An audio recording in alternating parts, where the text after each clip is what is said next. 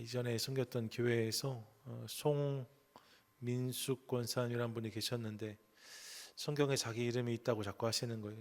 뭐 어디가 권사님 이름이냐 했더니 민숙이라고 하셨던 기억이 있습니다.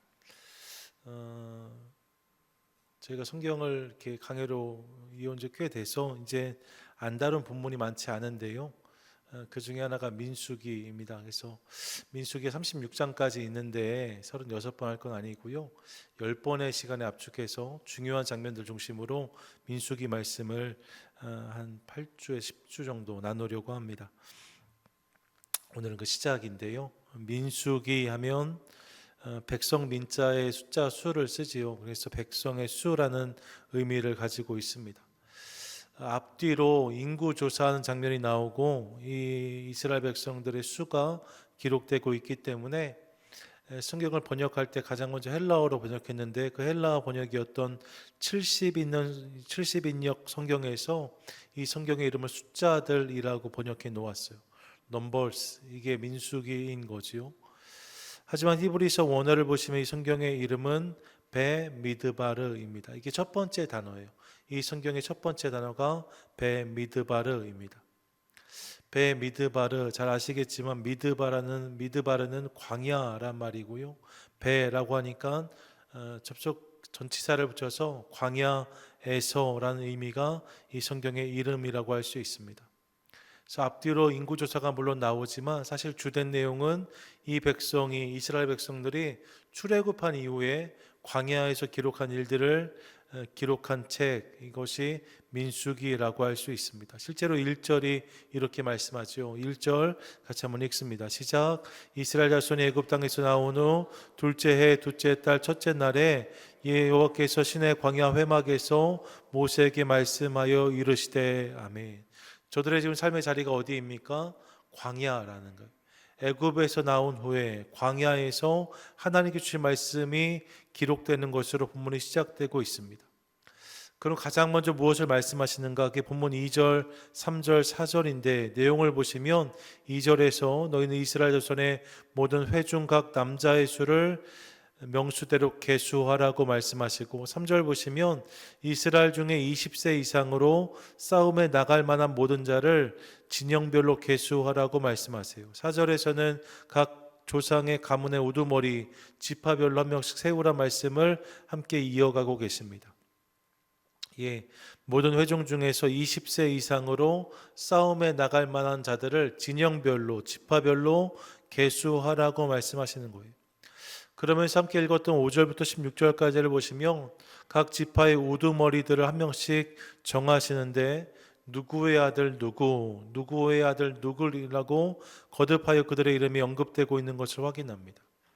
그렇게 저들을 부르신 거죠. 그리고 20절 이하를 보시면 이제 각 지파별로 계수된 인원의 수가 기록되고 있는데 예를 들면 23절에 시므온 지파에서 계수된 자는 59,300명이었다라고 말하고요. 25절 보신 각 지파에서는 계수된 자가 45,650명이었다. 27절에 유다 지파에서는 74,600명이었다라고 말해요. 그리고 이 인구조사의 결과를 45절과 46절이 이렇게 보고하는데 우리 함께 읽겠습니다. 시작.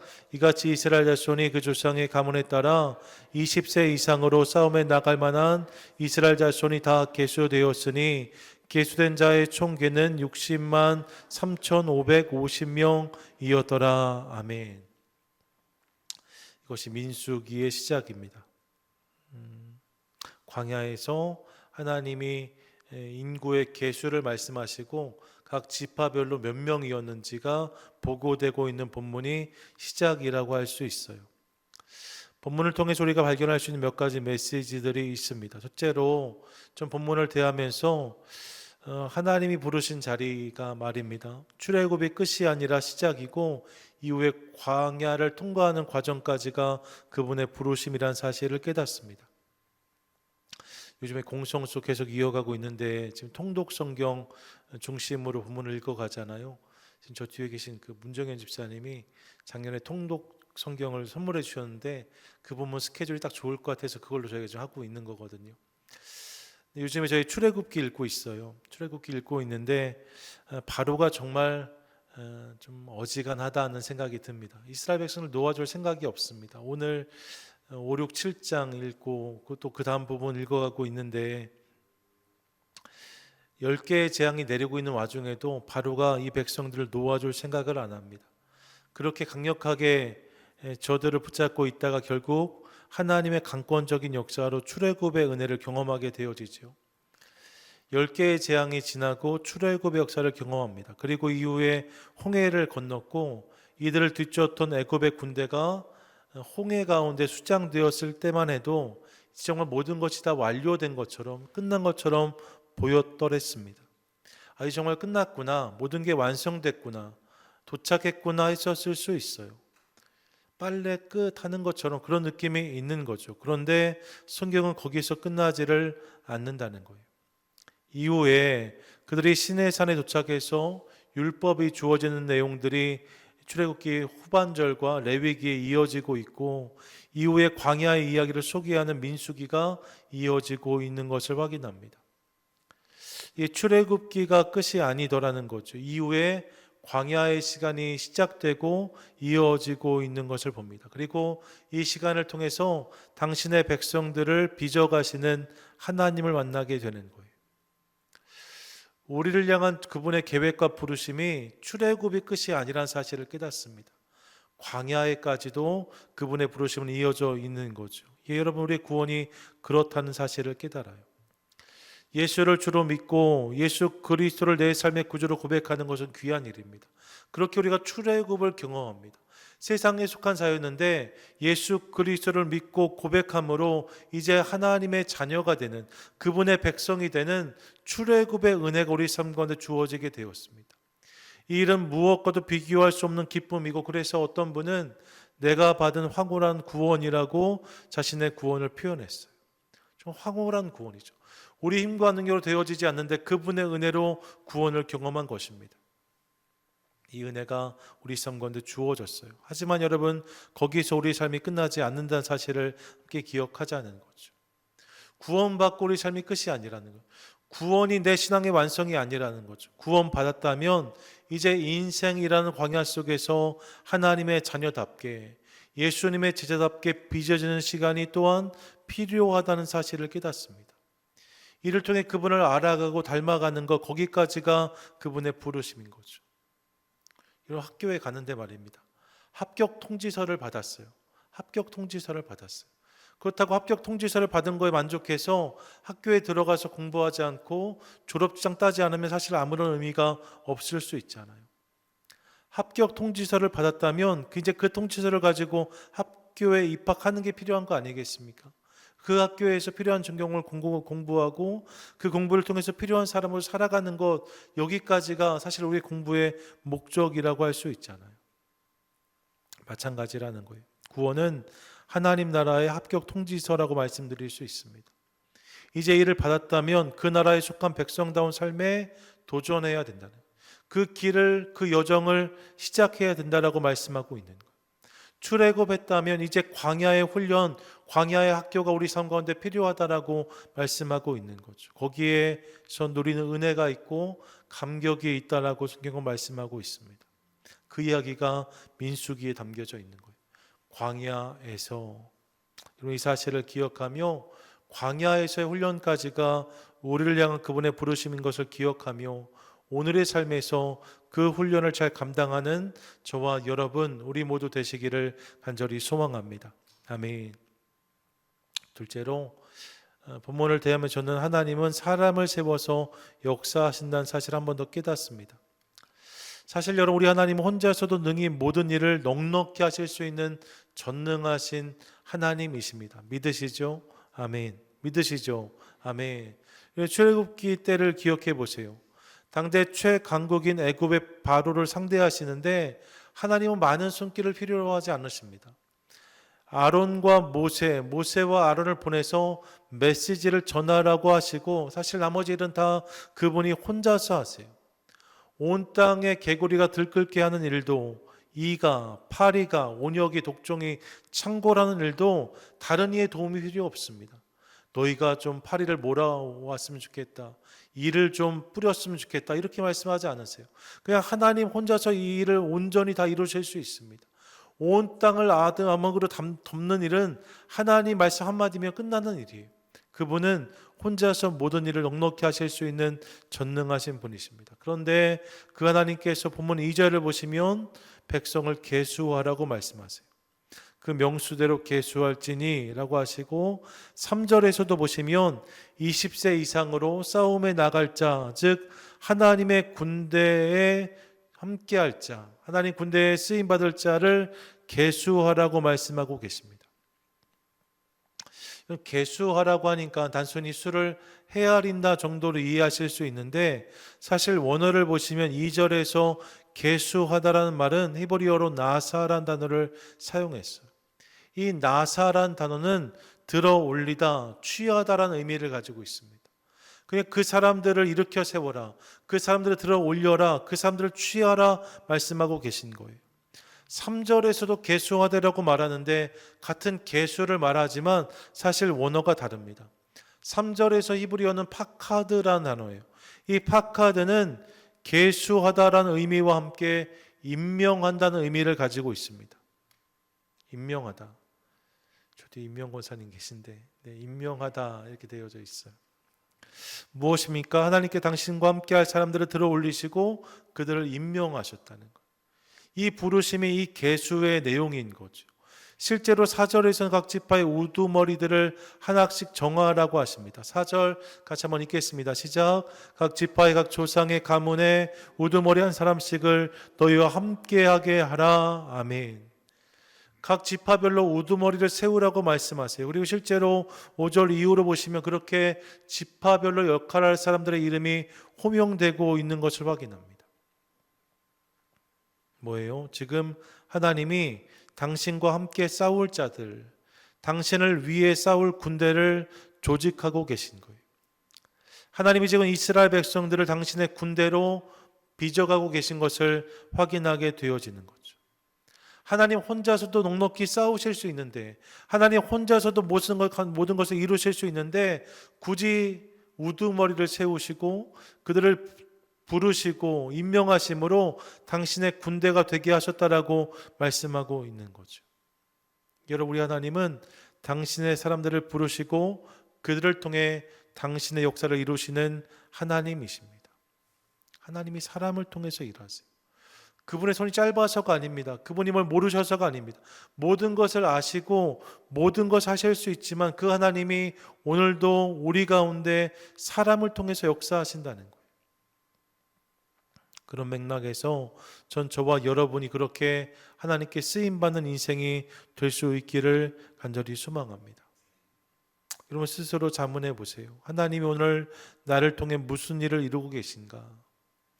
하나님이 오늘 나를 통해 무슨 일을 이루고 계신가? 여러분, 그분이 오늘도 일하시는데 말입니다.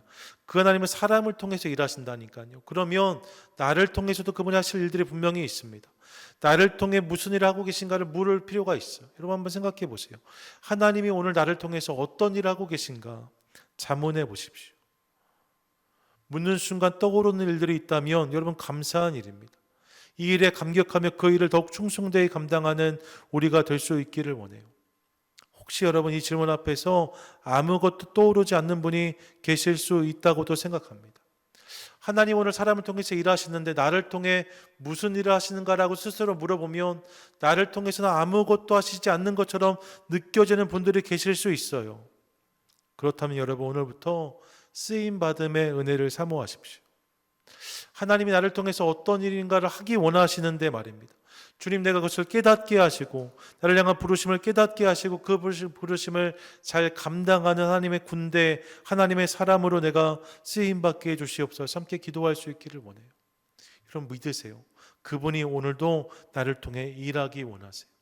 내 삶을 열어드리면, 내 마음을 열어드리면 그분께서 우리 삶 가운데 감동과 음성을 주시고 마땅히 할 일들을 깨닫게 하실 줄 믿습니다. 그때 하나님의 역사에 참여하는 인생이 될 수 있는 거예요. 영화가 끝나면 그 영화에 참여한 사람들의 엔딩 크레딧이 쭉 올라가잖아요. 다른 사람들은 감동이 없을지라도 거기에 이름이 적힌 사람들은 자기 이름을 기다려요. 이름이 발견될 때 기뻐하는 거거든요. 마찬가지 아니겠습니까? 인생의 엔딩 크레딧, 또 이 땅의 역사의 엔딩 크레딧이 올라갈 때 거기에서 내 이름이 발견되는 감격이 있다면 말입니다. 그분의 역사에 참여했던 사람들의 이름은 다 거기에 올라가게 될 거예요.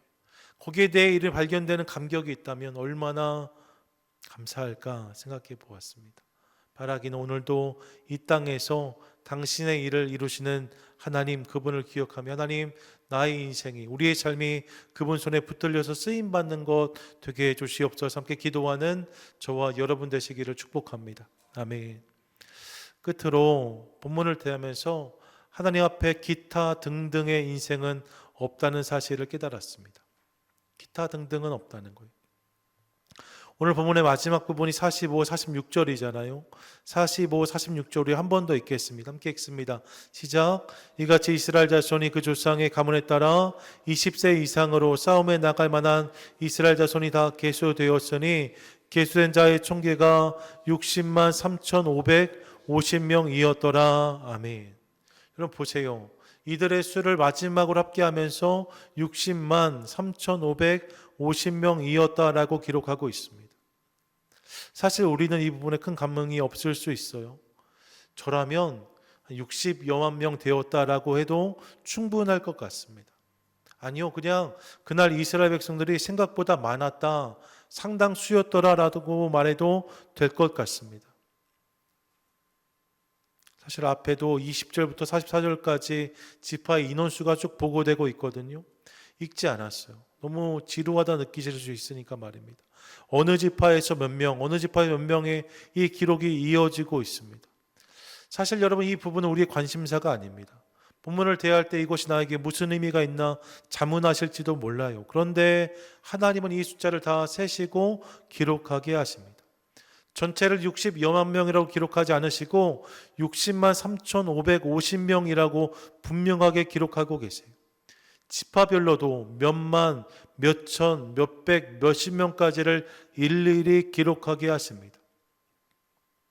왜 그러셨을까요? 이유는 분명합니다.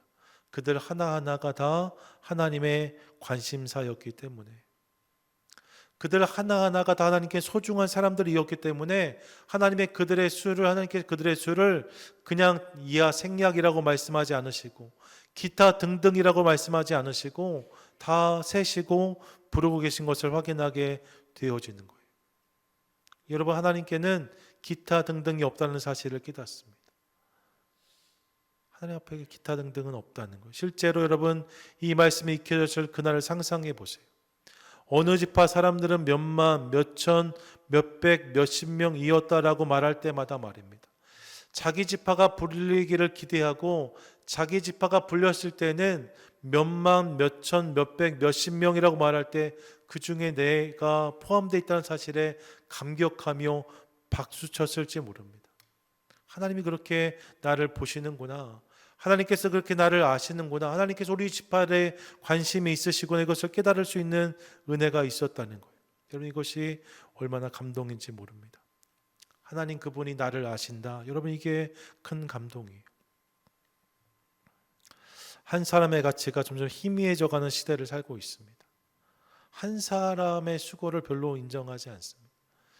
오히려 그냥 뭉뚱그려서 이 직종은 AI로 대체, 이 직종은 다 전자식 기계로 대체, 이런 시대를 살고 있어요.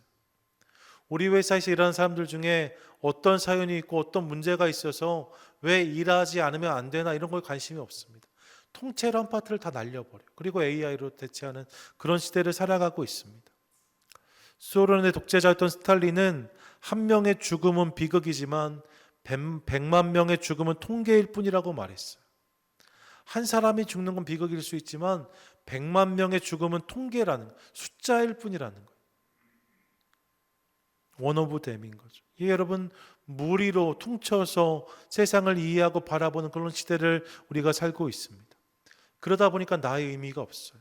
하나로 주목받지 못해요. 나의 이야기에 아무도 관심이 없는 것처럼 느껴지는 시대를 살고 있지 않나 생각해 봅니다. 나의 이야기에 세상이 귀를 기울이지 않는다. 그런 이야기가 있는 거죠. 그런데 여러분, 그런 당신을 주목하는 한 분이 계십니다. 그분이 우리 하나님이신 거예요. 성경 보면 예수님은 누가복음 15장에서 이른 양 한 마리를 말씀하시면서 그 한 마리를 간절히 찾아 나서는 목자의 모습으로 당신을 말씀하십니다. 실제로 사마리아 수가 성에 한 명을 만나시려고 예수님은 남들이 꺼려하는 사마리아 성에 직접 들어가셨어요. 그 성에 가서 많은 사람 만나신 것이 아닙니다. 그 한 여인을 만나고 돌아오셨어요. 귀신 들린 거라사 광인 한 사람을 구원하시려고 예수님 배를 타고 갈릴리를 건너가십니다. 그곳에서 그 한 사람 만나서 그의 병을 고쳐주세요. 그분께는 한 사람이 중요하다. 그분께는 당신 한 분이, 우리 한 사람 한 사람이 중요하다는 것을 깨닫게 되어지는 거죠. 여러분, 그 주님이 오늘 우리를 보고 계십니다. 그 주님 오늘 나를 보고 계십니다. 나의 이해와 관심이 있으시고 나의 기도를 듣기 원하십니다. 그럼 오늘 이 밤에 그렇게 나를 주목하신 하나님을 기억하며 그분께 엎드려 나의 이야기를 들려드리는, 나의 기도를 올려드리는 저와 여러분 될 수 있기를 소망합니다. 그때 주님께서 나의 기도에 응답해 주실 줄 믿습니다. 나의 목자 되신 하나님, 그분께 나아가 그분의 세미한 음성을 누리는, 나에게 주시는, 나에게 허락하시는 그 음성과 은혜를 누리는 저와 여러분 될 수 있기를 간절히 원해요. 그때 하나님께서 우리의 삶을 더욱 아름답게 세워주실 줄 믿습니다. 광야에서 10번의 이야기 나누려고 하는데 오늘 첫 번째 시간이었습니다. 여러분, 광야에서까지가 그분의 부르심이래요. 이 사실을 기억하시면서 구원의 감격도 물론 중요하지만 나아가 그 구원의 감격으로 광야 훈련, 광야 학교도 기꺼이 감당하는 우리가 될 수 있기를 원하고, 그 여정에서 사람을 통해 일하신 주님을 기억하며 하나님 나를 통해서 역사해 주십시오. 함께 기도하도록 하겠습니다. 끝으로 그분의 관심이 나를 향한다라고 말씀하세요. 오렌지 중앙교회도 중요하지만 오렌지 중앙교회 안에 있는 한 분 한 분의 이야기를 주님이 듣기 원하십니다. 여러분, 그분이 오늘 이 밤 여러분의 이야기를 듣기 원하세요. 이 사실을 기억하며 우리 삶에 있는 모든 걱정과 근심들, 기도의 제목들을 주님께 아뢰는 우리 될 수 있기를 원하고, 그 기도에 응답하심으로 우리를 새롭게 하신 주의 손길과 은혜를 누리고 돌아가는 복된 예배자 저와 여러분 되시기를 주님의 이름으로 간절히 축원드립니다.